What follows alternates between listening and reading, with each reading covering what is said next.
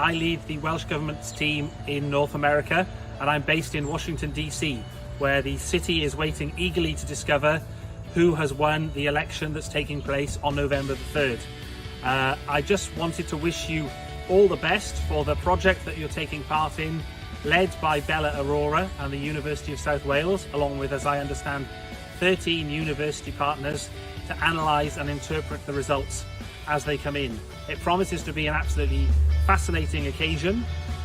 Wales and the United States have got strong economic ties, strong cultural ties, and of course also very strong political ties.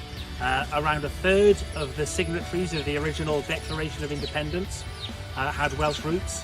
As many as 10 US presidents had Welsh roots, and to this day we have a Friends of Wales caucus on Capitol Hill where members of Congress from both parties who have an interest in strengthening ties with Wales are members. So good luck with all that you do. I'd like to wish you all the very best. Pob lwc, diolch yn fawr iawn. And with us tonight is University of South Wales. Hello, University of South Wales. Are you with us? Hi, Amira. Yes, we are. How are you doing? Yeah, good. Lovely to see you again. Thank you very much. Did you get the chance to follow up the US election up to this point? We've been tracking it through the day, but I've been waiting to come on air, so I've actually not had anything for the last 20 minutes, half an hour or so. Well, we are very excited to listen to your debate and discussions, University of South Wales. It's over to you now. Thank you, Amira. 9th of November in 2016, politicians, pundits and pollsters looked at the numbers in disbelief. The statistics had failed to predict the next president of the United States.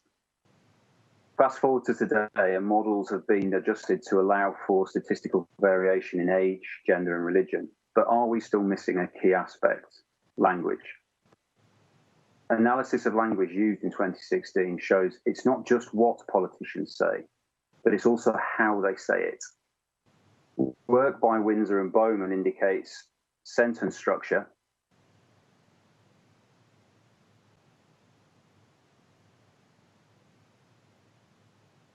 do we switch to breaking news?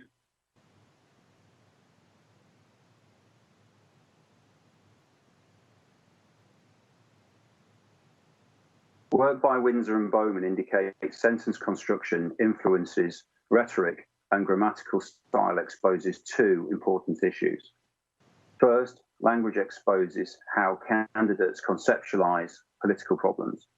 Second, grammar and syntax impact on how audiences interpret information. In other words, the way the political issue is framed has differing impact depending on the political belief of that issue. In addition to Windsor and Bowman, Schoenveld concluded that this manifested itself in language where liberals would use more complex syntax or grammar, while conservatives use a more straightforward style. Both of these styles bring risk. One allows for nuance, but risks a semantic language that voters cannot connect with. The other distills complexity to a common language, but risks a binary option with no middle ground. Language matters. It unifies and divides. It supports and isolates. It mobilizes and polarizes. And whilst much of tonight's analysis will focus on statistics from a few key states, this is real people in real places, people with hopes, dreams, and fears, people who are the target of the language. But how does this language position people, and in whose interest is served by this positioning? Who is negated by this, and what are the consequences?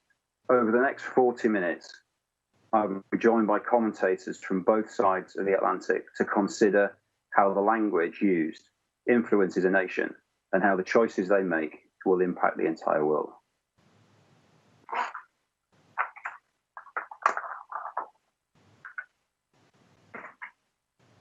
My first guest tonight is Joan Harrison.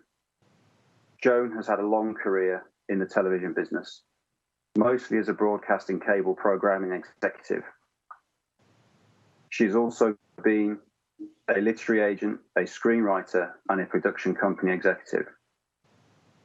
She's currently in charge of developing and producing movies for the series of Asylum Entertainment, a division of Legendary Pictures. A native New Yorker, Joan attended the University of Pennsylvania, where she founded Bloomers, the nation's first all-female sketch comedy troupe. Also joining us is Christy Rose. As clerk of the Superior Court for Maricopa County, Arizona, Chris headed an agency of 700 serving over 4 million people. New York Times bestselling author, Founding Rivals, Congressman Lincoln, and the President's War. A former senior litigation counsel to the Arizona Attorney General, arguing over 50 appeals, including 2 before the Arizona Supreme Court.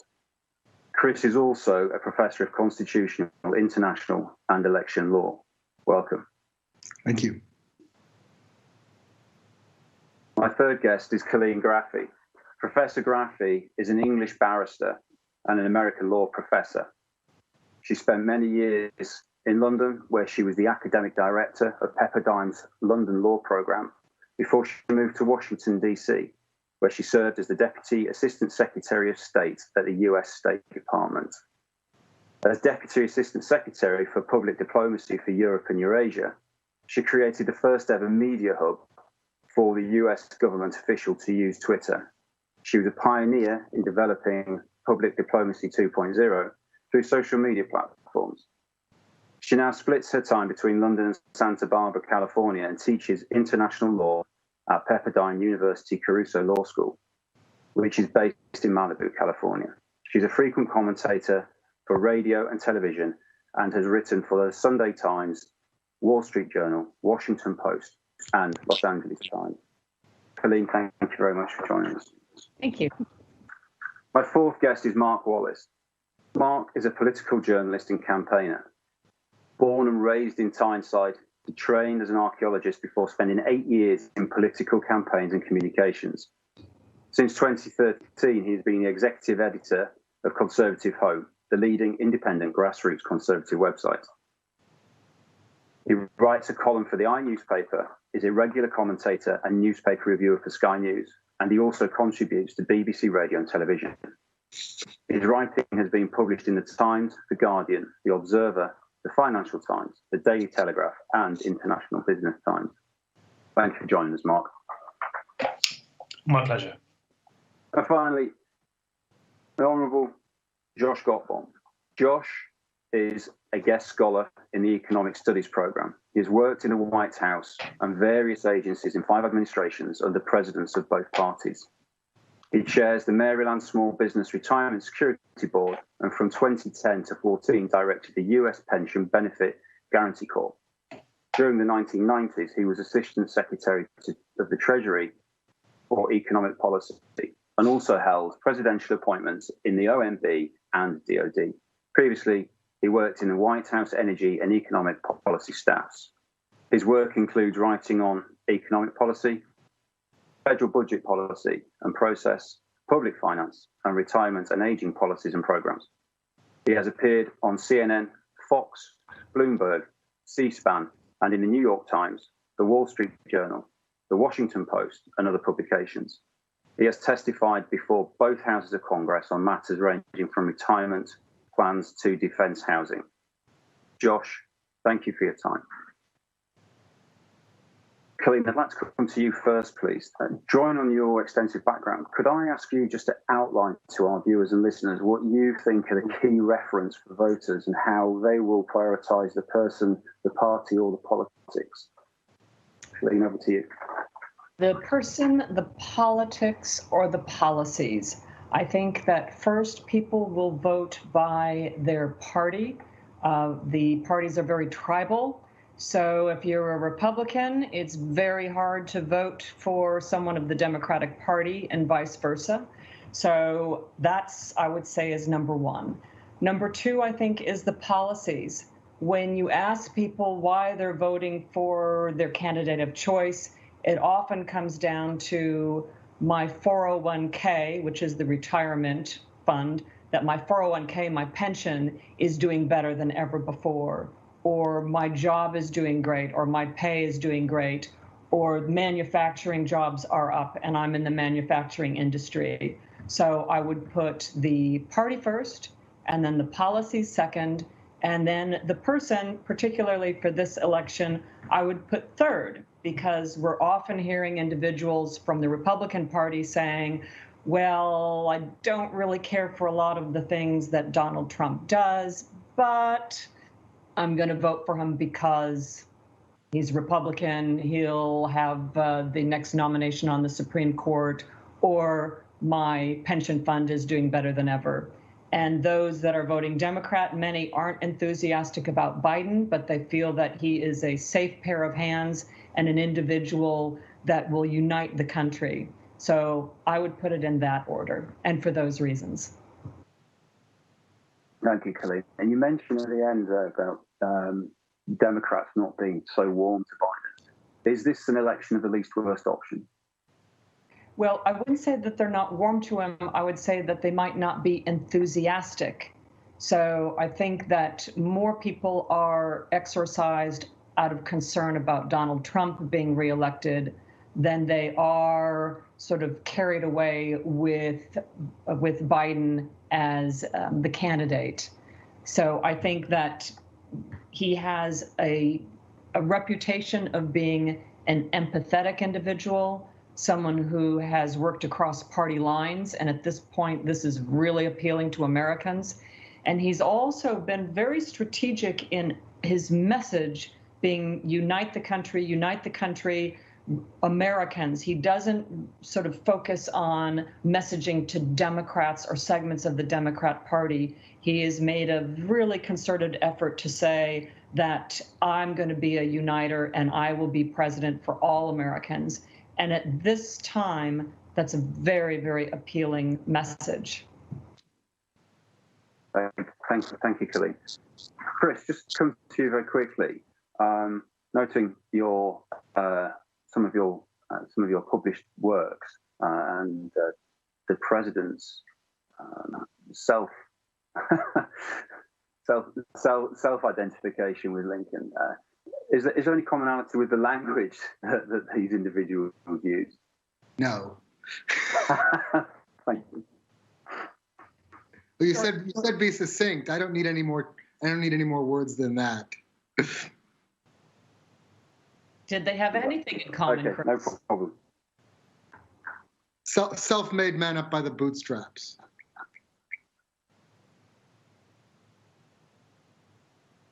Okay. Josh, John, and Chris, I'd like to come to you each in turn. Trump's got a very clear, repetitive style, and Biden's slightly softer, warm approach. I just wonder if, starting with you, Chris, please, could you just give us a feel for your personal perspectives on how that narrative from each party relates to you, and if you identify with any of the styles used? To me or to Josh? Sorry, to you, please, Chris. Okay, so say that again. That's the personal styles of both candidates and which one appeals to me? Yeah, so how you identify with the style and how they relate, how those styles relate to you, how the use of the language relates to you. How the use of the language relates to me. Well, I mean, look, I think one of the things we look for in America is consistency out of our president. You know, the president can send the stock market up or down based on their pronouncements. And so we look for steadiness and for someone who we think is going to be consistent in their public communications. I think that's important. You talked about this as perhaps the least worst, choosing between the least worst options. And, I mean, the president's supporters, probably about 40% of the electorate are diehard, presidential supporters, and they'll show up to vote for him no matter what. I think beyond that very enthusiastic 40% core is the rest of the country, who is perhaps not as enthusiastic about voting for a particular candidate. Now, on the flip side, the president has at least an equal number of Americans, right, to his base, who are hoping to get him out of office today and very much looking forward to the prospect of putting an end to his tenure as president. But I mean, look, in terms of what I'm looking for the president, I mean, the president's words matter a great deal. You referenced Lincoln earlier. Lincoln's rhetoric during the Civil War is still studied to this day, right, for the effect that it had on people, the ability to inspire people, and the ability to help reconcile the country when the war was finished. And so I think we're very divided as a country, but a lot of it's unnecessarily so. I mean, we've seen a politicization of the virus, whereas we could very much be on the same page and, looking at the science and, sort of with an all-in-it-together approach, being called to shared sacrifice, or with some of the civil unrest in the country being asked to set aside our differences and maybe come together. That's the sort of rhetoric I think everyone's looking for in their president right now. And you mentioned Lincoln's speeches. Is there any Trump speeches that you think will be studied as positively in as many years' time? No. That's a succinct answer. Thank you. Joan, could I come to you with the same question, please, about, again, how your personal perspectives on how the narratives from each party relates to you and how you identify with those styles that are being used? It's interesting. I hope I'm not speaking out of school when I say we've just heard from two conservatives who are no longer supporting the Republican candidate. So I do think there is a lot of shift this time around. I've been speaking to voters every day for the past 2 months, and there does seem to be a lot of shifting, although Chris is absolutely right. Trump's base is solid, and it has ever been thus. That has not changed. But we've heard mention of pensions and 401ks and so on. And I think there's a lot more to this election than that. I think there is anger at how this administration has politicized the virus, how they've kind of just, let go of the mission and hope for the best and handed it back down to states. We just have had a real leadership void. And I think people from both parties see that for what it is. Absolutely. And I will give Trumpers this. They are so much better at messaging and languaging and getting their points across. They're just masters. And the Lincoln Project has been, I think, building some muscle on the progressive side, but it's a lesson long overdue. Yep. Can I jump in here? I was just going to say it's easy to do messaging if you don't have to worry about the truth and fact-finding. Great point. Thank you. I mean, working for one of Mr. Trump's primary opponents. I mean, they would come out, and so there's a significant number of people in the Republican Party who were primary voters who thought, you know what, we don't see the value in continuing to allow immigration from predominantly Muslim countries. And then there were the rest of us who were like, that's horrifying. That's not going to fix anything. It's the opposite of everything we stand for as Americans, as a broad, pluralistic country, as a nation of immigrants. That's not what we believe. But in a balkanized field with 16 Republicans, the president could say things like that, we need to pause or stop immigration from Muslim countries. And he could lock in that part of the electorate, and there would be virtually nothing that we could do to respond to it. And so I think, like Colleen said, it's easy to, when you're not accountable for what you say, and you're not accountable for how you govern, and you're not accountable to the truth, then you can say whatever you need to hang on to power. And that was very frustrating during the primary process. And then if I could add, the way that our media covered the 2016 Republican primaries, President Trump got about 200 to 1 in terms of the coverage from broadcast and print. So even if one of the other candidates had an idea, they had a chance to talk about it on television, they would be asked to respond to whatever damn fool thing was said that day. Well, what do you think about the president's plan to ban Muslims from coming to the United States? Well, that's crazy. Can we move on and talk about, no, because he said this other thing and we're going to need your reaction. And so it was very frustrating. It seems very difficult to compete in that regard with those rules of the game as such. I think that is absolutely spot on. And that being said, I do think progressives could have had a much more effective vocabulary, a shorthand, if you will, for the lies, for the violence, taglines. I mean, Build Back Better doesn't pack the same punch as democracy versus dictatorship. I mean, that's not in our DNA. Together, what does that even mean? Right, agreed. It's a shame. And again, it looks like there may be a blue wave. So, at the end of the day, I think just plain old decency may win out. Yeah, I think people are exhausted. I think every re-election is a referendum on the president. There have been a couple elections in modern memory where a president's been able to kind of put the onus on his opponent rather than running and succeeding on his own record, but discrediting his opponent. That didn't succeed here. And so this is really going to be a referendum on President Trump. And so we've got a virus that's out of control. We've got people who can't send their kids to school safely. The economy's taken a hit. We're all just kind of exhausted over here. And so being the alternative is actually a really good place for Joe Biden to be. And, I'm expecting a blue wave as well. And as someone who particularly wants the Republicans to hang on to the Senate, I think we're going to lose 4 seats and for a net loss of 3 tonight. And so I think the Democrats will probably win the Senate back in the wake of winning the presidency. Yeah. So, Chris, as fellow Republican to fellow Republican, I'm actually tempted to say, and hi, Josh, have you been involved in the conversation? Good to see you. I'm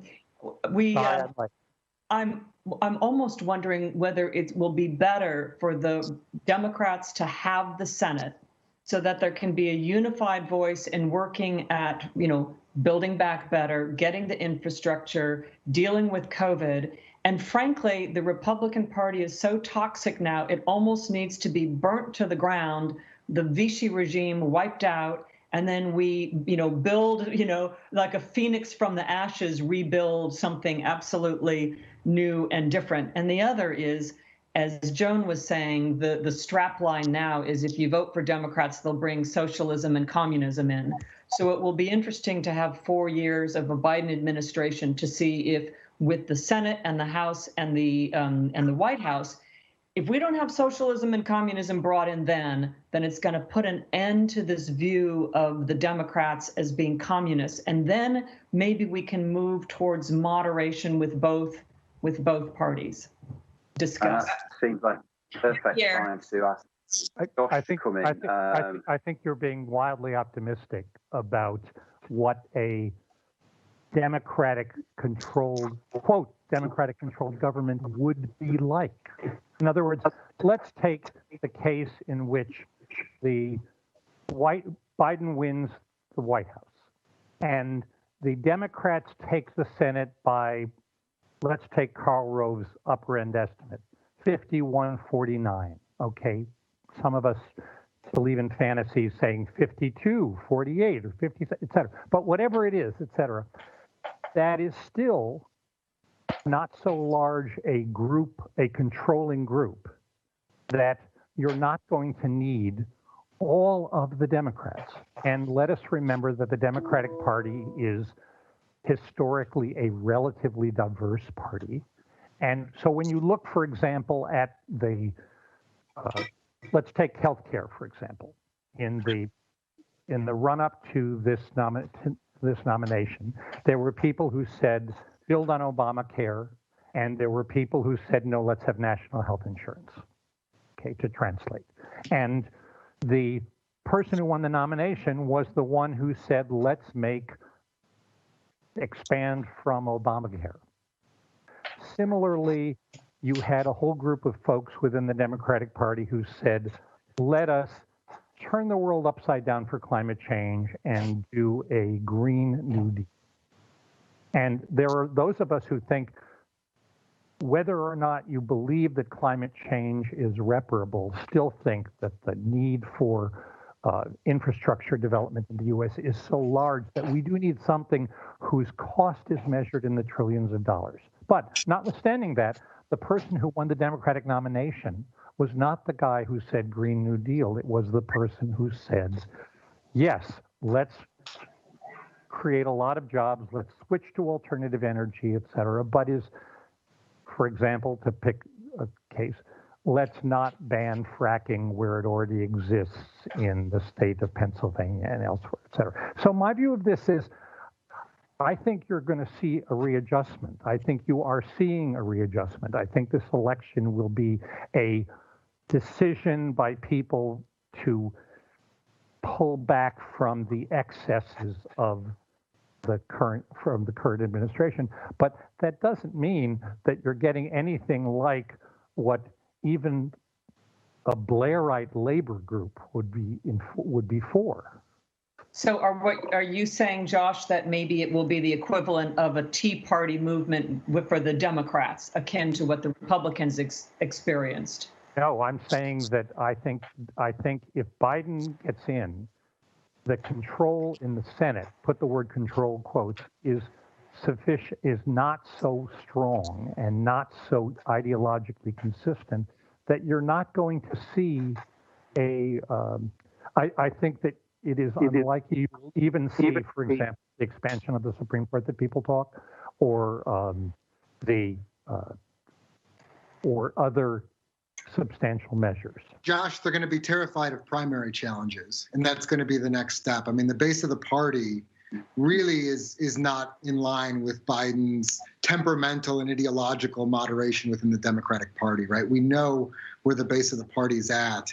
And I think those senators are going to be looking over their shoulders toward primary challenges, much as the Republicans were in 2012, 2014.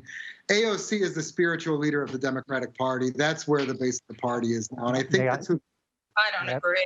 I think that's who you're going to see driving the train on policy. We'll find out in a few months. May I respectfully disagree? Because Sorry, I think that's a good time to bring Mark in. Yes, Mark, thank you for joining us. We've been talking about the movement of some voters as they're changing parties, and I just wanted to wonder if you could contrast that with the UK and the characteristics we see playing out here. And I'm thinking specifically about where you and I both hail from, with the Tory successes in the northeast. Yes, and firstly, I'd like to apologise that I wasn't with you all at the very outset of this. I had a couple of technical hiccups at my end. But thank you very much for inviting me. It's really, really interesting, I think, looking at the comparisons between, say, Brexit and Trump are often much overblown, including by Donald Trump himself when he called himself Mr. Brexit. I think he was grasping onto something that happened in the same year as much as anything else. But what is really interesting is this question of how you go about breaking down historic, very deep-seated, very personal identities in terms of party. And I suppose there are differences, of course, across the Atlantic. In the UK, party membership is very small, and beyond that, allegiance is about how you think about yourself. Obviously, in the US, you have different questions about things like registered voters. But nonetheless, what we've seen in recent years, and I think we're still in the very start of this isn't the end of this process, whatever happens tonight, is the way in which traditional, taken for granted working class voters, perhaps towards the more traditional democratic left of politics, have started saying, actually, up with this I will not put. I am now willing to, firstly, break away from the allegiance that I used to have. But secondly, having done so, that doesn't mean that, for example, a lifelong Democratic voter who voted Trump in 2016, or a lifelong Labour voter who voted Conservative for the first time in 2019 in the UK, it doesn't mean they've stopped floating now. If anything, they've discovered that actually if you change your vote, if you put yourself in play, people actually in Westminster or Washington have an incentive suddenly to listen to you an awful lot more. They not only get a bit more interested in you, they deliver more leaflets to you, they knock on your doors more, they ask what you think, and also they start to fear that while you can lend them your affections, you can take them away. And I think a little bit of that taste of political and democratic power for voters who, understandably, in a lot of cases had felt ignored, it can be quite intoxicating. And I think this can be the start of the early years of a very new, probably new lifelong habit. That's okay. That's the first time everybody's paused for breath at the same time. Normally everyone's ready to dive straight in. It's just so sensible. There's nothing to take issue with. I get that a lot, yeah.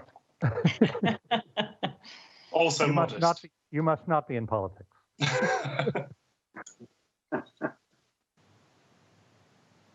So I guess as we follow on from that, then one of the advantages we've got in the UK at the moment is a large controlling majority.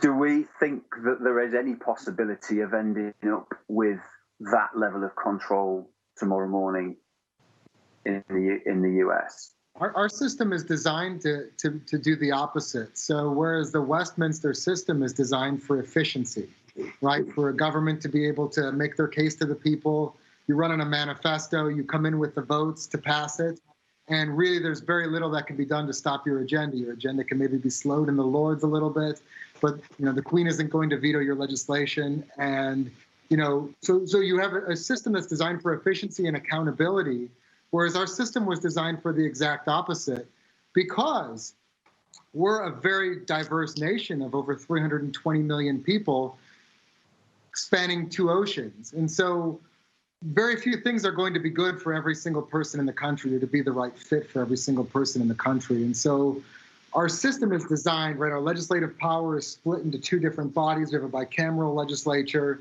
We have a president who can veto and have their veto, expect to have their veto sustained in almost every instance. And then we have constitutional parameters and an independent judiciary to enforce those constitutional parameters.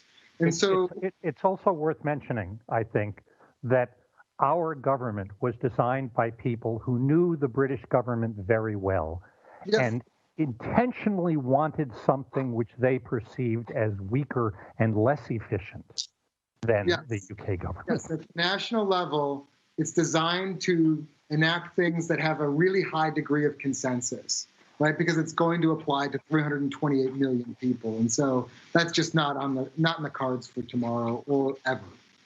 So it's the US Constitution which explains why your country has fortunately stayed free of being run by an insane king. Yeah, I respectfully disagree. I think there is a chance that there will be far more democratic control. We have a Supreme Court that has been politicized. So I don't see the branches working as independently as, frankly, they were designed to operate. The balance is off and has been for a while. And I think part of the wave of new voters that we're seeing reflects that. People want fairness. They just want things to be normal and decent. They want to see our system working. We are, as Chris rightly pointed out, such a broad-based country, yet our system feels a bit anachronistic from the Electoral College on down. We need to reform parts of our Constitution. I don't know if there's anyone on this call who would disagree with that. I'd be curious to hear from them. What do you mean by that, Joan? I mean, well, for starters, the Electoral College feels antiquated and isn't serving Americans as it was designed to serve. It's serving exactly how it was designed. It was designed to prevent, if you look at, so Donald Trump lost the popular vote. But if you take the votes outside of Joan's state of California, Donald Trump actually decisively won the popular vote. And so because we're building a country of diverse people, different regions, different backgrounds, we're trying to create, it's serving the exact same function it was designed to create, which is to give some advantages, and so that we don't have a purely majoritarian system where rural parts of the country or parts of the country like where I live, I live 300 miles from Joan, where I live is much more conservative. We prefer a much more conservative form of government than where Joan lives in Los Angeles. But if we're strictly just tallying up the votes, then Los Angeles County with 12 million people gets to tell my state of 7 million people what's what. And that's really where we start to get friction in society, is when we try to tell each other what to do. And we sort of move away from those federalist. When I say federalist, I mean the idea of making more and more decisions at the state and local level. So divesting decision-making power. You've done it in your country with devolution. getting power out of Westminster and moving it to other parts of the country, creating more elected mayors and more elected officials at the municipal level. And so that's an important principle here. And the Electoral College is simply an embodiment of federalism, in that we're strictly not going to, 51-49 every national question and have the 49 lose everything. But that's not really accurate. I mean, we do have a House of Representatives that takes into account the census and does reflect the mosaic of our country and the demographics and so forth, the population. And can I ask you guys a question? Do you really think that I happen to be personally on Joan's side of the argument, which is I think that the decisions that were made 200 plus years ago, not all of them have served us well. But my question is, does anyone realistically think that we are going to get a constitutional amendment to change our fundamental structure of government, or whether instead we are going to, within the U.S., live within the cumbersome, occasionally anachronistic structure that the Founding Fathers developed 200 plus years ago? Josh, I would say we could make this one change, which is keep the Electoral College, but I think individual states should appoint the electors by proportion. And I think if it was proportionate, like some states do, this would solve a lot of the problems. Here, here. So then we don't need an amendment. Then we don't need to redraft everything. We just say, let's convince, and it has to go by a state-by-state campaign, which is what I'm going to be working on, to say, have it proportional. Absolutely. So the national popular vote movement, right? So the Constitution gives every state the right to decide how its electors are awarded, right? And currently every state appoints their electors in the same manner by a vote of the people. But a group of states have said, we're going to award our Electoral College winners to the winner of the national popular vote. And so if a sufficient number of states do that, you can, I think, circumvent the constitutional amendment process. And maybe we'll get there someday. That could actually happen. It actually had a lot of currency in Arizona for a while. But why, Chris, why not by proportion within that state? So because the point of the Electoral College is to make sure, as you were articulating, that all of America is involved in this vote and not just the populists, the left coast and the New York. So having each state just by popular vote within that state proportion out the electors that way. In other words, the winner take all. I don't know that it addresses the concerns that Josh and Joan raised, because you still have an issue where smaller states will have just a modest bit of advantage, right, in choosing the next president. Smaller, more rural states will still have that modest advantage because of the two senators. They'll have two additional seats because of the two senators. So they'll have some modest addition. So it doesn't address their concerns, but also the vast majority of American House districts are not competitive. And so you would still have the issue of districts where nobody goes to campaign because they're already going to go to one party or another, just much as you haven't seen the president campaigning much in California or Joe Biden. Well, Joe Biden's going to Texas. Although to be fair, Chris, if you took Colleen's suggestion, one effect of it would be that it would actually provide an incentive for national campaigns to focus on not just the tipping point states.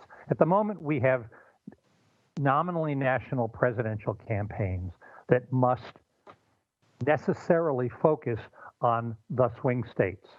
In this case, Florida, Ohio, the industrial Midwest, nowadays, perhaps Georgia, North Carolina, and Texas, and they spend almost no time elsewhere. Whereas Colleen's approach. With Colleen. Yes. Yeah. Okay. Fine. In that case, we are talking about potential changes which are unlikely to be achieved in a seriously polarized I'd just like to bring Mark, if you had to bring Mark in at this point, please. Yeah. Thank you. I was just going to say, it's actually on that note, what's really interesting, two aspects of this from a UK perspective. Firstly, of course, what we've just seen in the UK is that safe seats are safe seats until they aren't. And sometimes that can happen very suddenly. And so in the United Kingdom, the experience we had of what's just happened in what was the red wall, now the blue wall, those seats that tumbled, some of them for the first time in democratic UK history, voting Conservative, many others for the first time in decades, since at least before the Second World War in many cases. That happened all of a sudden last year, but actually there was a hollowing out kind of rot that happened largely unnoticed in Westminster, evidently unnoticed by the Labour Party. Amazingly, Deborah Mattinson, who has just published a book about the Red Wall, who for a long time was, say, Tony Blair and Gordon Brown's pollster, confessed that she'd never visited a lot of these seats and never polled or studied a lot of them during their time, New Labour's time in government. If you look back to 2004, the only big electoral defeat that Tony Blair ever suffered while he was leader of the Labour Party was the regional assembly referendum in the northeast of England, regionalised devolution that was meant to happen in every part of England. Eventually, the Labour Party chose its safest, most taken for granted region, the northeast, where as discussed, I come from, and it had the first referendum only there, where Tony Blair himself had his seat, and they lost. The person who ran that No campaign was Dominic Cummings, which should have been a little bit of a warning, because some years later he cropped up again a few more times in British politics, doing some stuff along those lines. But these seats can be hollowed out. So I think some of these assumptions that parties make about places not needing to contest somewhere or not having an incentive to contest somewhere can almost become whatever the opposite of self-fulfilling is. They can disprove themselves by experience because voters aren't stupid. And the second thing I was going to say is this constitutional debate about federalism. It's really interesting for the UK, where in the aftermath of Brexit, we have this big argument from, say, Scotland, arguing that actually Scotland voting Remain while the UK as a whole voted Leave is an injustice being perpetrated on Scotland. So questions when we think about House of Lords reform in the UK, people often talk about the idea of a federal United Kingdom, and what I'm hearing from my fellow panelists is quite how complex and in some cases quite tense some of those balances can be. Yeah, absolutely. I mean, look, I think people, let's look at the words conservative and progressive, conserving and progressing. And very generally speaking, people who want to progress tend to go to cities. This is a gross generalization, but it tends to be true. Cities attract young people, dreamers, people of color, feel more comfortable, people with differences feel more comfortable in urban centers, very generally speaking. So it seems to me that regional areas, no matter the country, would be inherently more conservative, and that's where the imbalance is. I'd be curious to hear from some of the conservatives on the panel if they have a different point of view. Well, one point I wanted to make, just backing up a little bit, and then I'm glad to address some of that. So we're talking to a largely European audience here, and I think the easiest way to understand where I'm coming from, right? Perhaps some of this audience is still in the EU, some of it's not. But you have a collection of different countries, and frankly, I think France and Germany have a lot more in common with each other than the counties where Joan and I live, even though we're in the same country. I think in terms of values, what kind of country they prefer, culturally, I think that they actually have a lot more in common. So if you're in the EU, what do you think about the idea of just, the 5 most populous countries in the EU could vote together and win every single vote in a pure majoritarian system? And how do you feel if you're North Macedonia, if you're Bulgaria, if you're Poland, if you've got the 5 biggest countries in the EU banding together and voting together on things, they're going to get their way. And so you can't have a broad, diverse, pluralistic country if you're going to have a pure majoritarian system at the top level that comes on down for everyone and you dominate 51-49. And so if we got a little bit down in the weeds there in American constitutional history and law, I think that's a way to tie it in that will be relevant to the people who are watching. And obviously, there weren't sufficient opportunities within the European Union for a majority of UK voters, right, to be interested in remaining. But for a significant minority and for the rest of Europe still in the EU, they cherish those protections that allow them their individual autonomy as countries and to still be able to make many decisions for themselves. One issue that I think matters in this election and does generally is the question of within a region, how do people decide what they care about, what issues matter to them? One of the, to my mind, the most fascinating changes that occurred in the Republican Party over the last at least 4 years, although some would say longer, is that my friends who grew up in New England, who thought of the Republican Party as a culturally relatively liberal, economically relatively free market organization, became outvoted by the folks who were culturally quite conservative.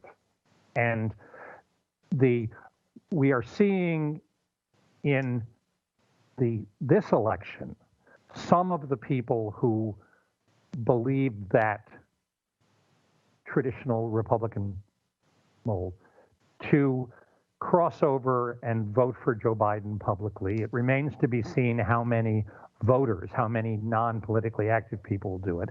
But my question is for the UK, for Europe, et cetera, is I can support a party, I can support my region or my city or my demographic, et cetera. And to my mind, one of the most important changes in our politics is that we have gone away from a traditional party label and gone away from a traditional state label.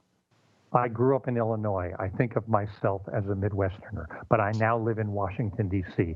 It's kind of a swamp with skyscrapers. But how do individuals in a world of social media, in a world of mass media, decide what they are going to base their votes on? How much is identity? How much is issues? How much is the sense of community, et cetera? Because I think this election, what happened to the Republicans and what happened to the Democrats was rather different than 4 years ago.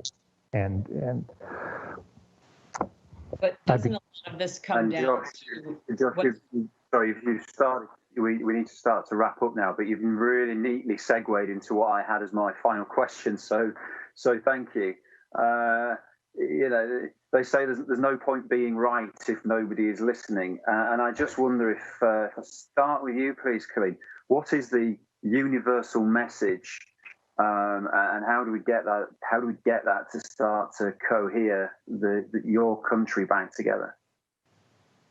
Well, my point was going to be about the media and the disinformation, and I'm glad to see that you have a segment on disinformation. So how do we get the country back together when people have two completely different versions of reality? And so I would say that there needs to be some way of having everyone being able to have fact-based information that we can agree on and move forward on. And because of the politicization of the political parties, it makes it very difficult because no one cares about a fact-based message. They just care about keeping their base intact.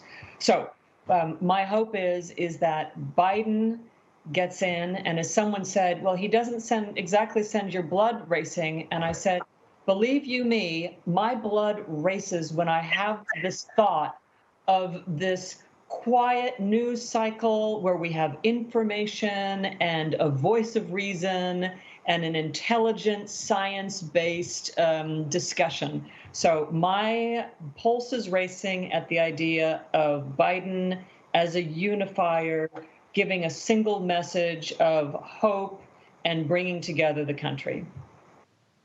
Yeah, I don't want to leave. Back when I used to go to movie theaters, back when we could do that in the United States, you'd come out of the movie theater and you'd check your phone and you would just brace yourself for the latest thing that happened in the news cycle. And it'll be so great for national politics to be boring again. Yes. Yeah, absolutely. Well said. Look, everybody wants to keep our republic. Well, almost everybody. I mean, I've heard the word secession thrown about a little too loosely. I don't think that, 99% of Americans want to stay united.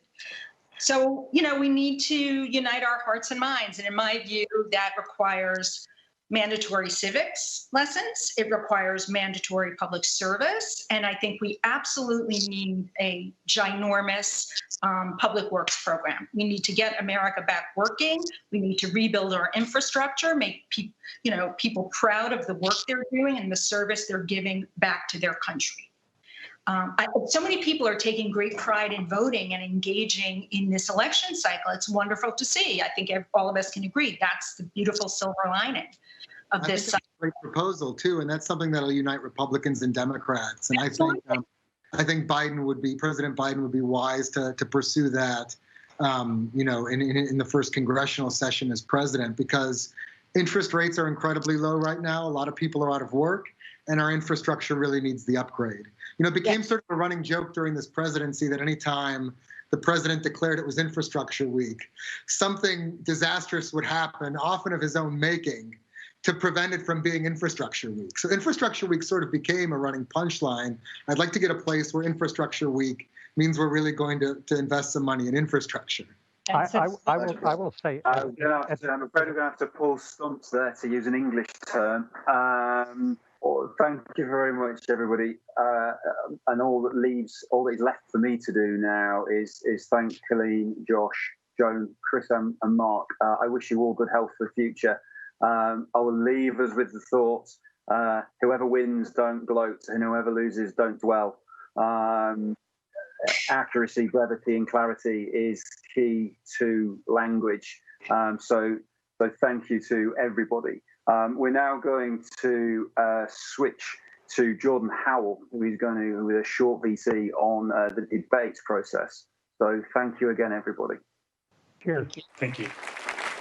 The first debate took place in Cleveland and was moderated by Fox News presenter Chris Wallace. It's safe to say that the president not only gave Joe Biden a hard time, but him as well. You didn't want me to ban China, which was heavily infected. You didn't want me to ban Europe, which was heavily infected. You would have been much later, Joe. Mr. President. Topics that were covered included the economy, the Supreme Court, climate change and COVID-19. And that's where Joe Biden took aim early on, but also when things started getting personal. The president has no plan. He hasn't laid out anything. He knew all the way back in February how serious this crisis was. He said he didn't tell us or give people a warning of it because he didn't want to panic the American people. You don't panic. He panicked. And a lot more are going to die unless he gets a lot smarter, a lot quicker. So, Mr. President? Did you use the word smart? You graduated either the lowest or almost the lowest in your class. Don't ever use the word smart with me. The personal attacks continued, resulting in Biden calling the president a clown, something he said he regretted after the debate. And speaking of my son, the way you talk about the military, the way you talk about them being losers and being and just being suckers. My son was in Iraq. He spent a year there. He got the Bronze Star. He got the Conspicuous Service Medal. He was not a loser. He was a patriot, and the people left behind there were heroes. Really? And I resent. Are you talking about Hunter? Are you talking about Hunter? I'm talking about my son, Bo Biden. You're talking about. I don't know Bo. I know Hunter. Yeah, Hunter you know got Bo. thrown. Hunter got thrown out of the military. He was thrown out, dishonorably discharged. That's not true. He wasn't dishonorably. Cocaine use.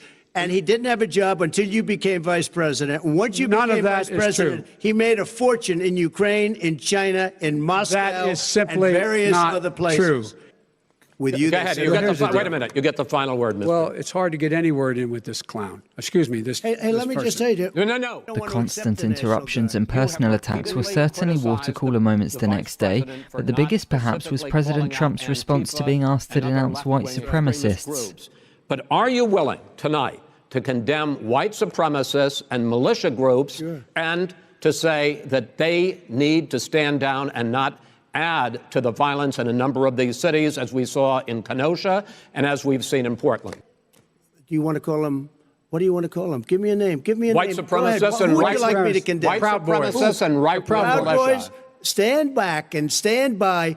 The second debate didn't go ahead as planned because the president tested positive for COVID-19. He then backed out of a virtual debate. So it was on to the final debate, which took place in Nashville and was moderated by NBC News' Kristen Welker. And topics included racism and personal finances. I have not taken a penny from any foreign source ever in my life. We learned that this president paid 50 times the tax in China, has a secret bank account with China, does business in China, and in fact is talking about me taking money. I have not taken a single penny from any country whatsoever, ever. The only guy who made money from China is this guy. He's the only one. Nobody else has made money from China. I don't make money from China. You do. I don't make money from Ukraine. You do. I don't make money from Russia. You made $3.5 million, Joe, and your son gave you. They even have a statement that we have to give 10% to the big man. You're the big man, I think. I don't know, maybe you're not, but you're the big man, I think. Your son said we have to give 10% to the big man. Joe, what's that all about? One of the final topics was racism, and during the segment, the pair traded blows over their previous handling of the issue. Nobody has done more for the black community than Donald Trump. I am the least racist person. I can't even see the audience because it's so dark. But I don't care who's in the audience. I'm the least racist person in this room. He's been in government 47 years. He never did a thing except in 1994 when he did such harm to the black community. And they were called, and he called them, super predators. I never, ever said what he accused me of saying. He pours fuel on every single racist fire. He has moved around and made everything worse. You were there just a short time ago, and you guys did nothing. We did. You know, Joe, I ran because of you. I ran because of Barack Obama, because you did a poor job. If I thought you did a good job, I would have never run. And with that, the head-to-head debates were done. The real winner will be determined, though, on results night.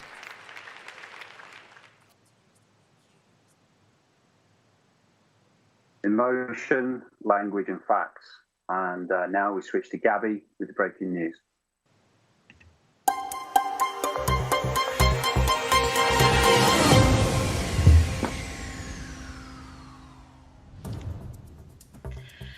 Thank you. I've been monitoring the BBC and have found that they're reporting that the FBI are currently investigating an automated call system telling people to stay at home. They have launched an investigation after reports of automated phone calls urging people to stay safe and stay at home emerged today. With it being so close to Election Day, there are concerns that this is a last-minute attack of trying to keep people from going to the polls. The calls have been described by a senior cybersecurity agency official as a voter intimidation and suppression attack. It is also worth noting that these types of incidents occur every election. However, these are seemingly to a more severe level. The Secretary of State in Kansas confirmed reports of voters receiving calls there and told the residents to disregard these calls. Today is the day to vote. I've also come across an article on CBS, who are reporting on the fears of post-poll violence, which seems to be a key story across all news sources.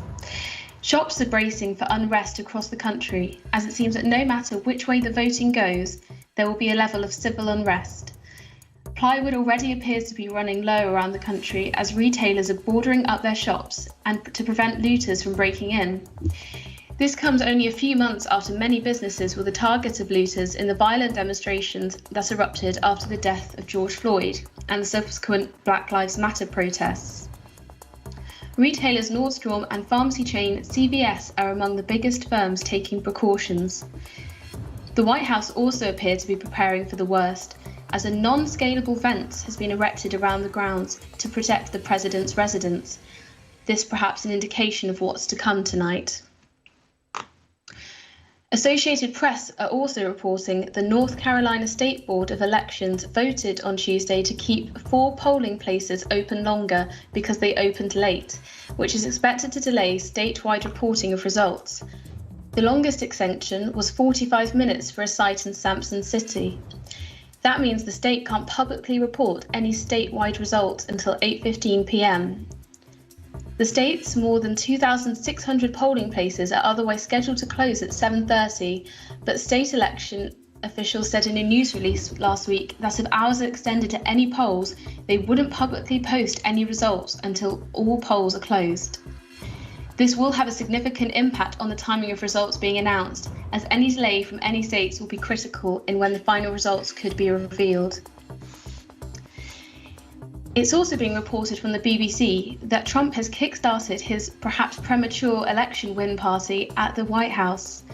Hundreds are expected to arrive at the White House tonight for an election night party, and men and women are heading inside the residence for their parties. One man has already been spotted wearing his black tie into the building, and others carrying garment bags slung over their shoulders. They were all wearing masks. People have expressed a concern about the virus and its potential to spread on the compound once again at the party. A celebration in the White House Rose Garden for Judge Amy Coney Barrett in September is believed to have turned into a super spreader event, with several people coming down with the virus afterwards. There are fears that this may happen again tonight. The event will take place inside the White House instead of outdoors, which could increase the danger of exposure to the virus. And finally, BBC are reporting about the final polls showing just ahead of the election. As the final results come close, the latest results show that Joe Biden is leading the national polls by 9%, continuing his ongoing lead against Trump. These polls are always a good guide to how popular a candidate is across the country as a whole, but we know they're not necessarily the best way to predict the results of the election. For example, 4 years ago when Hillary Clinton was said to be leading in the polls, but subsequently lost to Trump. That aside, Joe Biden has been ahead of Donald Trump in most national polls throughout the year, and it is worth noting that he currently has a stronger lead than Hillary did at the time. That's all from me for now. We will have more later. Back to you.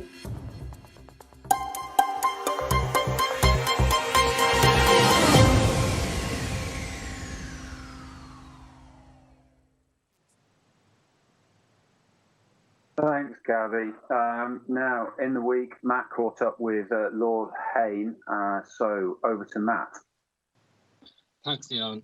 Lord Peter Hayne was Labour MP for Neath between 1991 and 2015 and held key positions within Cabinet in the governments of Tony Blair and Gordon Brown. Last week, I caught up with Peter to get his thoughts on the US election and how it will impact the UK.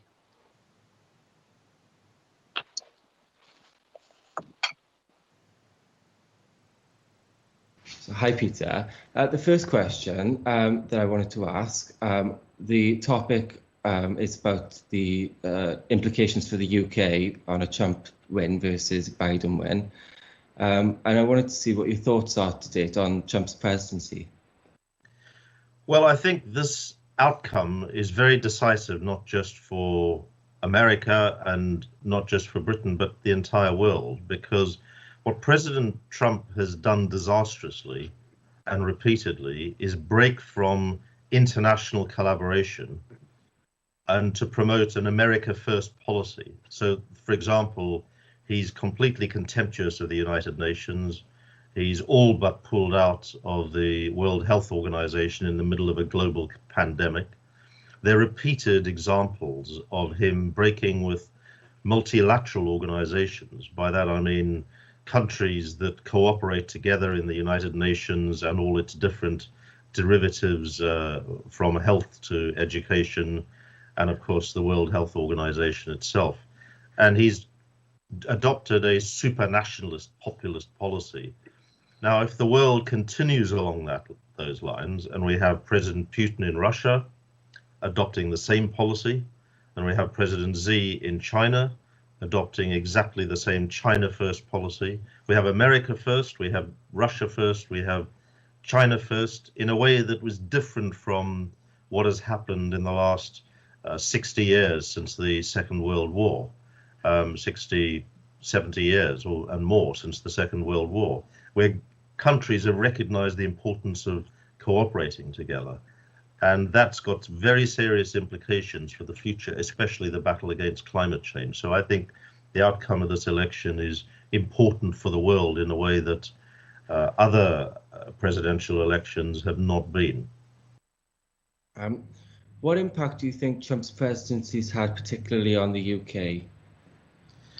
Well, the relationship between Donald Trump and Boris Johnson appears to be close. They're very different, but they both style themselves as right-wing populists.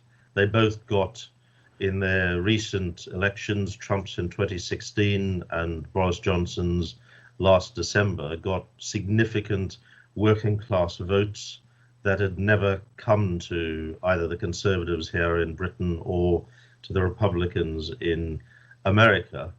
And they did very great damage, and they won big against their opponents, the Democrats in America and Labour here in Britain.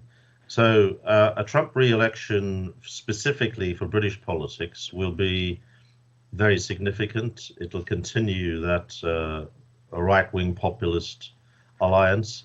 And, I think what it'll mean is that with Brexit, that Britain increasingly sails back across the Atlantic to a country that we've always been friendly with which we have important security interests and historic ties and cultural interests and all of that. And there's no reason why that can't continue, as well as economic interests. But I'm very concerned about an alliance of right-wing populists, the Trumps, the Johnsons, the Bolsonaros in Brazil, the Putins in Russia, the Xis in China, Erdogan in Turkey, these big, self-styled, strong men who are actually running their countries and running the world in a very damaging way.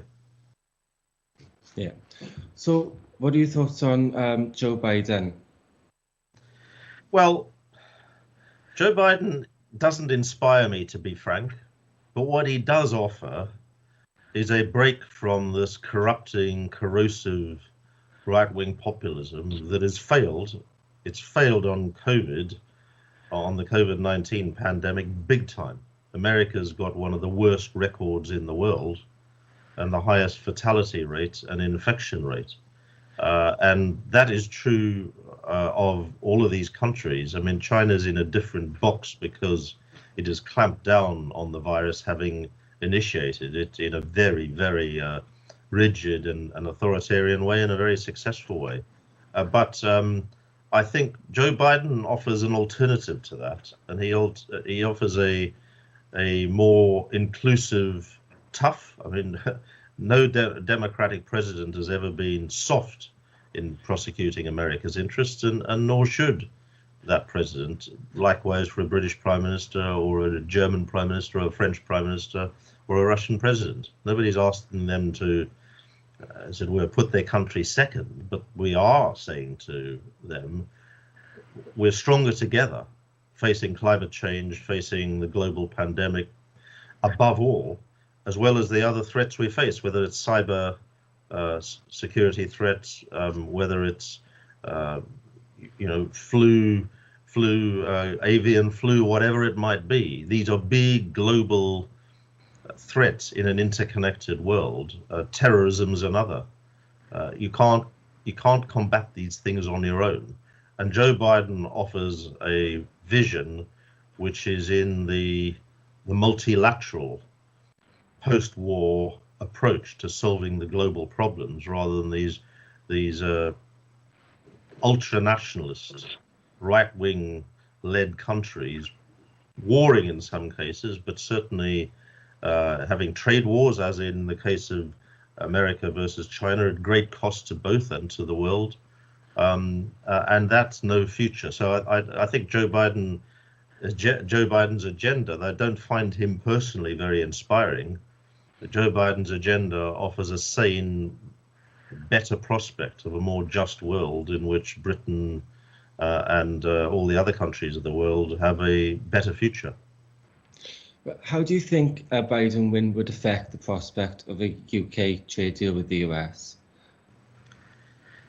Well, a UK trade deal with the US of the kind that Boris Johnson has trumpeted, and which during the Brexit referendum 4 years ago was supposed to be a piece of cake, is going to be very difficult to negotiate. Because America, whether it's wanting to export chlorinated chicken or beef with hormones into our food markets against what have been British and common European standards now for the best part of half a century, that's what they're going to want to do, and it'll be cheaper because it is cheaper, and but it'll be actually more damaging to health and more damaging to agri-food standards. So I think Joe Biden will be better to negotiate with in those terms because he's not as extreme as Trump. And Trump is only really interested in two things, more profit and himself. What we need in a president is who looks after the whole of the country. You may be elected a Democratic president, as Joe Biden, if he wins, will be, but you don't just look after your half of the electorate, because America's polarized, more or less down the middle. You look after the whole country's interest. That should be the mission of a British Prime Minister as well. But Trump hasn't ruled in that way. Trump has ruled in a very divisive way. So in terms of UK relations, I think it'll be a lot easier, even for a Boris Johnson government, whatever he says, and that doesn't mean Biden will be, of course he won't. He will push American interests just as hard as any other president, but he'll do it in a decent way and in a more inclusive way and in a more showing, I think, more understanding of the other country's point of view. So I think it would be better for a trade deal, and I think it'll be better for security cooperation. He's committed to combating climate change in a way that Trump is not. And America's was certainly, I don't know whether it's been overtaken by China yet, but it is been the biggest polluter and the biggest contributor to China, to climate change over the last 50 years, century, of any country in the world. So you can't combat climate change, which is wreaking such havoc on our lives already and is going to do such damage in the future, unless you have a US president committed to combating it in a way that Trump isn't. In fact, he's a denier. Yeah. We're getting very close to the election now. Who do you think is going to win? Well, the polls are showing Joe Biden winning, and I spoke recently in a parliamentary online session with a bunch of us Labour peers and MPs, spoke to leading lieutenants in President Barack Obama's winning campaign back in 2012, and who are very involved in the Biden campaign, and they're very confident of victory. I had a similar conversation with Hillary Clinton's strategists in 2016 in the run-up to the presidential elections then, which Trump won big. And they were all confident that Hillary Clinton was going to win. And I contacted them about 3 or 4 weeks before polling in 2016 in the American presidential elections, because I'd been through the Brexit campaign, 4 or 5 months earlier in Britain, and I detected the same kind of things going on the ground that weren't showing up in the polls. If you remember, in the Brexit referendum in 2016, all the polls predicted that the Remain camp that I was supporting would win. Yeah. And we didn't. We lost very narrowly, but we lost. And I thought the same kind of political shifts were happening in the undergrowth of American politics, and my warnings were poo-pooed because I wasn't involved on the ground in the way that my friends were in the campaign. But, that prediction was proved right. I don't rule that out this time, because there may be a lot of Trump voters that are not declaring for Trump because it's a bit of an embarrassment to do it, in a way that a lot of Brexit voters felt that they didn't want to reveal, because, it wasn't seen to be the popular thing to do. So I wouldn't rule out a Trump victory, but at the present time, the polls, and more important in the swing states, you see, Hillary Clinton, it's important to remember this, won the national popular vote in the United States in November 2016. But Donald Trump won the Electoral College whereby, as you know, each state is allocated a set number of delegates to the American Electoral College, roughly proportional to their population, but it isn't exactly proportional to the popular vote. So Hillary Clinton won the popular vote, but she lost the Electoral College. At the moment, the Biden camp are very confident about the swing states that determine the outcome, the Ohios and the Michigans and those in Florida and so on. They're very confident about that. But, you know, from what I can tell in Florida, it's very, very close. Yeah. And there's another thing that happened in 2016, and you can see it happening now. But I'm not sure it has the same impact now. What Trump's campaign did, with the help of a British Cambridge-based IT company, I'm not sure if that's the correct description with them, but Cambridge Analytica, which pioneered these new social media techniques.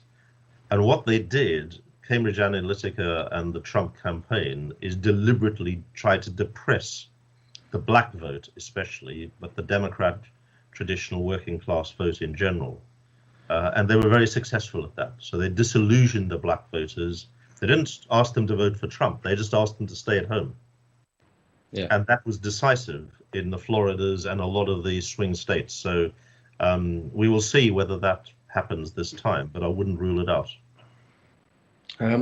This election is obviously very different from all the previous elections, with a lot of voting being done over the post and being done already. Do you think Trump's claims for voter fraud can be substantiated? And do you think he would accept the result if it wasn't in his favour? Well, he's already indicated in an unprecedented way for a president of the United States that he may not accept the result. I don't know what will happen. You know, you can't predict anything with Trump. He doesn't play by the rules at all. He doesn't stick by the rule of law, and he doesn't play by the rules. So anything is possible. But I don't think there's voter fraud I haven't detected it. Nobody's shown it. Trump operates in a very, never underestimate his political strategy. He's constantly appealing to his base. He's constantly, to use some political jargon, dog whistling to his base. All he's doing is geeing up his base. So when he says, I won't accept the result, he's basically telling his voters there's a fraud, you know, they may be defrauding things. There's no sign of fraud. Nobody, the FBI, the CIA, nobody suggested there's any fraud going on.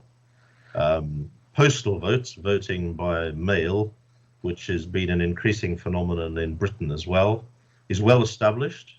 There may be a tiny bit of fraud, similar, you know, where there's voter impersonation in person.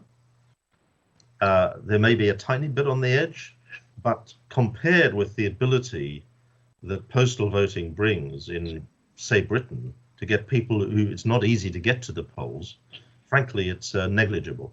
So this may be quite significant, and I think 50 million people have voted already as we speak. What is it? A week and more, 10 days before polling day. So that's unprecedented. That indicates to me both Trump followers and Biden followers are keen to get to the polls in the way that they haven't always been. Well, I'd like to give you for sharing your insights with us on this topic today. It's a pleasure. Good luck to you all, and I hope the production goes well. And let's see what the result is. A lot hangs on it. I'll be watching.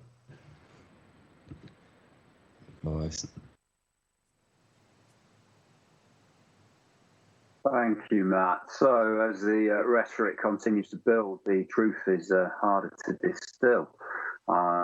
This information has been identified as a major concern by our panelists, and with this in mind, Tom Adcock was now going to investigate this strategy and its effects with the head of disinformation at the BBC, Rebecca Skippage. Hi there, how are you, Leon? Thank you for the transfer over. I'm joined by Rebecca Skippage from the head of disinformation at the BBC. Rebecca is also a fellow student at Oxford University, and she's with the Writers' Institute for the Study of Journalism. Rebecca, we're really delighted to have you on board here with us, and we'd like to extend you a warm Welsh welcome. So, croeso. How are you feeling, and what are you excited most about the election today? Well, I mean, it's been a really interesting campaign for those of us who look and follow disinformation. Before this whole campaign started, we speculated that it might become the World Cup of disinformation, was the way that we put it. And I think that certainly COVID has given it a slight run for its money, but we've definitely seen some sort of extraordinary things playing out. I mean, I wonder whether it might be useful for folk who are listening in to maybe just do a little bit of sort of defining about what disinformation is. Would that be helpful, Tom? Absolutely. I mean, disinformation is kind of a new term, and for many of us watching, it'd be good to explore that if you could with us, Rebecca. Yeah, absolutely. So the kind of the three terms that you tend to hear around this sort of thing are misinformation, disinformation, and President Trump's favorite, fake news, of course. Misinformation is just stuff that's wrong, and it might well be stuff that is said in completely good faith. So it's the sort of thing that, you know, your aunt sends you a WhatsApp and says, you know, if you want to avoid getting the flu, drink some lemon juice every hour or something. Now, that's not going to kill you. It's meant in good faith, but that is wrong. It's misinformation.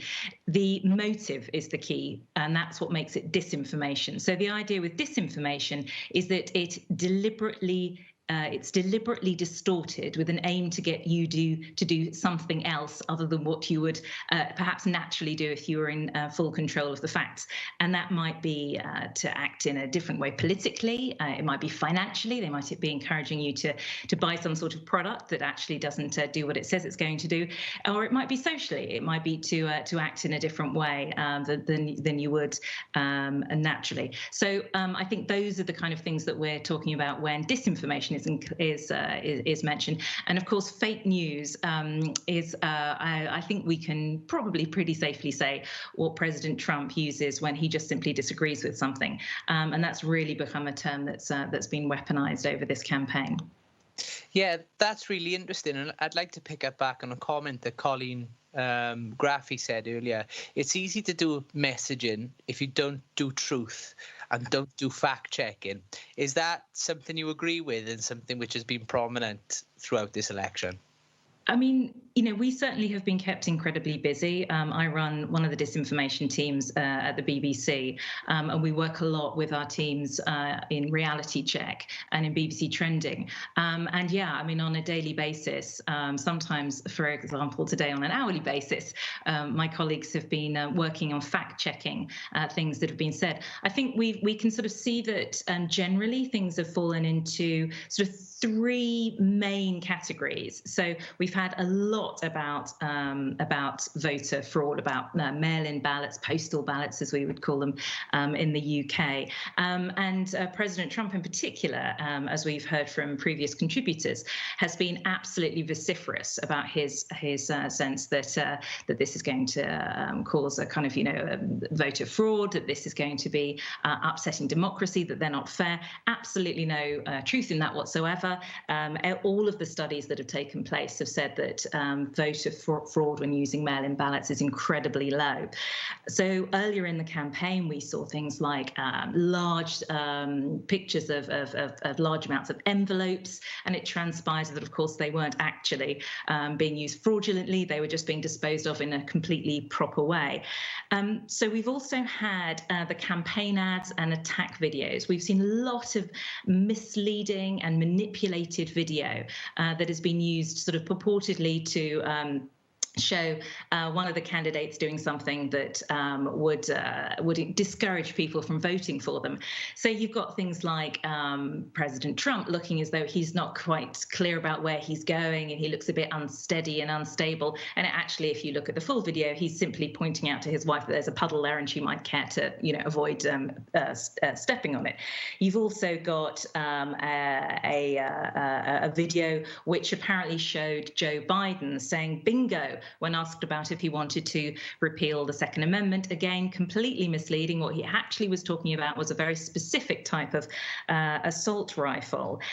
So you have had these things that they are manipulated, sometimes not even particularly in a sophisticated way, but they get that traction and they start going viral. And I think the other thing, and this has been really interesting and very much a kind of a new thing, I think, for this particular electoral cycle, has been the conspiracy theories. So there've been, numerous conspiracy theories, from the sort of slightly sort of comic and ridiculous, the kind of, fake Melania ideas, to the kind of more serious, the idea that Osama bin Laden wasn't actually killed, that was then retweeted by Donald Trump, and the kind of big daddy of them all, which is the QAnon conspiracy theory. This is something that started off as a conspiracy theory called Pizzagate, which talked about, and again, all completely unfounded, an elite cabal of Satan-worshipping paedophiles that operated out of a pizza restaurant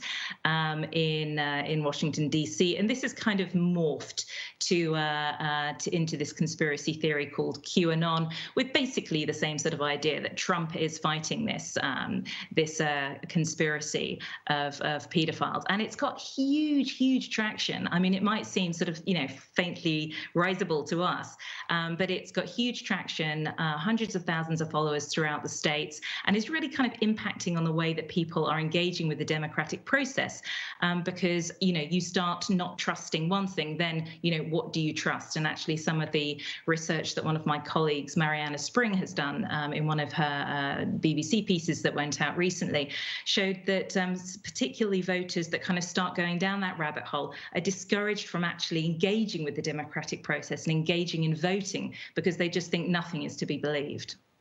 So you mentioned obviously the attack ads, you mentioned QAnon, Pizzagate, all of these different types of conspiracy theories. I mean, what sort of impact can that have then on the presidential campaign for each candidate, and what sort of impact can it have on the wider audience of the American Republic? I mean, it's really difficult to tell, is the honest answer, because, we cannot be in those sort of, those voting booths, or, when they sign on they write on the mail-in ballot. But I think what we can say is that, as I sort of previously mentioned, that if you start doubting the democratic process, inevitably it's not going to be particularly sort of relevant to you to engage in it. And I think what we're seeing on a kind of a larger scale also is that there is a sense, and you see that actually if you looked at some of the footage that's come out from around the states today, that there's a real nervousness around potential civil unrest that could come as a result of people not believing that this is a legitimate democratic process that's occurred. So I think that when people think, oh, well, there's a conspiracy theory, nothing can be trusted, the democratic process can't be trusted, and then they start calling into question the result of the election, what follows on from there could sort of potentially be incredibly damaging. Yeah, absolutely. And I just want to pull you back really to this point where they talk about divide in the country, and again, Colleen mentioned it earlier in terms of when you divide the country, there always tends to be two different versions of reality. I mean, one thing that's always kind of brought up against Trump as well is the impact of foreign influence as well. What sort of impact does that foreign influence have, and what sort of impact does that divide have on the country as well? Well, I think what's been really interesting, that's again been one of the differences that we've seen between the 2016 and the 2020 election. I mean, it was very clear to those of us who were kind of watching back then that there was a huge amount of foreign influence, and of course that those allegations have dogged President Trump throughout his presidency.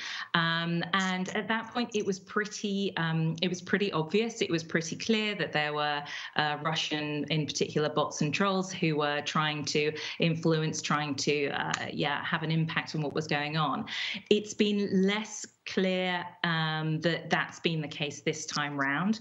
We are pretty sure they're still there. They've just become better at hiding what they've been doing. You've seen certainly some of the big sort of social networks doing a lot of kind of takedowns of inauthentic behavior and activity, as they call it. But we've also had this kind of real kind of gear change in that for what used to be kind of foreign interference literally from abroad has now become that they've used domestic actors and domestic proxies to kind of to do the work they wanted to be. There was actually a really sort of particularly interesting thing a couple of months ago, an organization called Peace Data where they actually used US journalists to write stories, but actually it was again, you know, a Russian-based misinformation operation, but becoming increasingly sophisticated. And I would just kind of, as a note, add that the other kind of key players in this arena are Iran, who again are becoming more sophisticated at doing this. You know, there have been a few takedowns of some of their networks that haven't had a great amount of impact, but they are getting better and better at doing it, and China as well. Thank you very much for your time, Rebecca. I'd like to say a massive diolch yn fawr from us here in Wales. And I'd like to go back to the studio to Leon. Thank you for your time again. Diolch yn fawr.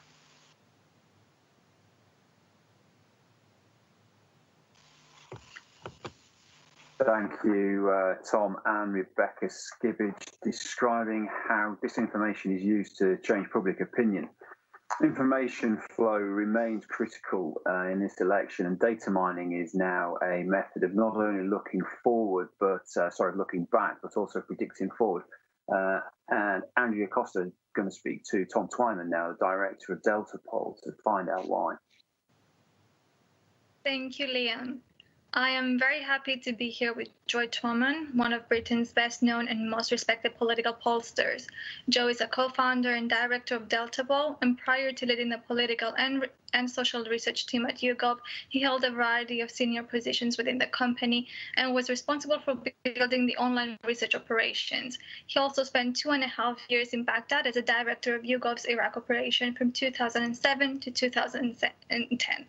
Hello, Joe. Very happy to have you here. Hello, good evening, and thank you for having me. I've dressed accordingly, as you can probably see. Lovely. What do you think about the current polling results? As we've seen a few years ago, in 2016, the polling results were not representative of the outcome of the election. What did they tell us this year, and can we trust them? I guess we'll find out whether we can trust them or not in a few hours' time, perhaps a few days' time. To say that they were not representative of the outcome is true, but to say they were not representative of the national figure is actually not really accurate. Most of the polls in 2016, certainly most of the reputable polls, expected that Hillary Clinton would win the national vote by around about 2%, and that's what happened. The reason they didn't expect that Donald Trump would become president is to do with the nuances of the American electoral system. And indeed, those polls that did predict that Donald Trump would become president, of which there were some, admittedly not as many, but there were some, they tended to get the national vote very wrong, comparatively speaking. And so what we had was a situation where the national vote, those national surveys, actually, generally speaking, were relatively accurate. But when it came down to the individual state surveys, particularly those in very close states, the situation was more complicated. Because, of course, as we know, elections in the United States are not decided on the national vote share. The Democrats have won the national vote share in every election since 1992, I believe, and with the exception of 2004. And so they win the national vote, and indeed will almost certainly win the national vote this time. But instead, the result is decided along the Electoral College voting lines. And that means that in this election, for instance, the result of the presidential election will probably be decided by 5 states: Arizona, Florida, North Carolina, Pennsylvania, and Wisconsin. And those states will determine the winner, and the polling in those states will determine how accurate all the polling is or not, because we see very close contests in US presidential elections. Since the turn of the century, the average difference between the two main parties in US presidential elections has just been 3.2%. Now, the margin of error around any poll of 1,000 people, any decent poll of 1,000 people, is plus or minus 3%. We can't abolish that margin of error in the same way that you can't abolish other laws. It's a statistical law based on probability. And so you can't abolish the law of gravity, you can't abolish the law of margin of error. And so that means that inevitably things are going to be close. And in situations where states are decided by tens of thousands of votes, it can come down to the toss of a coin in polling terms. This time around, what do we see? Well, we see Trump in a much worse position in the polling than he was last time around. Typically, the national vote share this time has Joe Biden around 10% ahead. Now, does that guarantee that he will get victory? Well, I mean, were it not for 2016, you would think, well, that's the biggest poll lead since Clinton in 1996. Surely he must be assured of victory, and indeed some of the commentary suggests that. But you can get a full range of commentary on this. The Economist has Joe Biden with a 97% chance of victory. Nate Silver at 538 has an 89% chance of a Biden victory. But right at the other end of the scale, Helmut Norpoth, who I should say is a very well-respected professor of political science at Stony Brook University in the United States, his statistical model that is based on various bits of historical data and has correctly predicted every winner since 1996, including 2016, he predicts that Donald Trump has a 91% chance of victory, including winning Hawaii. And so whatever you want to look at, whatever outcome you want, you can find a poll or a series of aggregations and analysis that will point to that. This time around, as I say, we don't know how the polling will perform, but my suspicion is that it will perform better. Whether it performs perfectly remains to be seen, but it would have to perform significantly worse than it did in 2016 in order for Joe Biden to not stand a very good chance of winning. And can I see that happening? I think it's very unlikely. Interesting. Thank you for that. But what could the outcome be? I mean, 2020 has been a very challenging year so far. What impact did COVID-19 and social movements such as Black Lives Matter have had on the results? When you're looking at these sorts of things, it's always difficult to know precisely because what we don't have is the counterfactual. We don't know what would have happened if coronavirus had never occurred. Donald Trump was certainly doing better in the polls at the beginning of the year, and the expectation was that it would be a far closer contest, and that Donald Trump stood a good chance of winning. It wasn't guaranteed, but it was speculated at the turn of the year. But what we can do is look at some experimental survey designs to estimate the impact that something like coronavirus has had. And I'm pleased to say that Delta Poll just today, and anyone who follows me on Twitter, @JoeTwyman, can see the results of this. Just today, we published work that we've done with two academics from the University of Glasgow that shows that coronavirus has had a significant impact, and it could indeed have cost Trump up to 30 percentage points of support among 55 to 75-year-olds. So this key demographic for Donald Trump could have been very much damaged in its support for him by coronavirus. And so events like that do have an impact, and it can be potentially a deadly impact for his electoral chances. And then when it comes to things like Black Lives Matter and other things, we don't know the full effect, but certainly the polling suggests that this has had an effect in galvanizing and energizing Joe Biden's base. And whereas certainly in 2016, there was a constituency of people who were unwilling to support Hillary Clinton, even though they were great opponents of Donald Trump, and they were happy to just see how things went. I think that this time around, because of events like Black Lives Matter, people will not be taking a chance in the way that they were willing to in 2016. And that could have an impact on turnout. We've already seen very high levels of turnout in early voting, and that in turn could have an effect on the overall result. Very nice. Thank you. And our last question, who do you think will win? That's the really important question, and I say this in a completely neutral way. Obviously, I'm wearing my Biden-Harris T-shirt, but I would say that a Joe Biden victory is the most likely option. I think it's looking very good for him, but it cannot be guaranteed. And just because he wins the national vote doesn't mean he wins the most electoral college votes. Just because he wins those doesn't mean the Supreme Court won't get involved. We could have a lot of time left before an overall winner is decided, and it's still unclear. Lovely. Thank you very much, Joe. Thank you. Back to Leanne.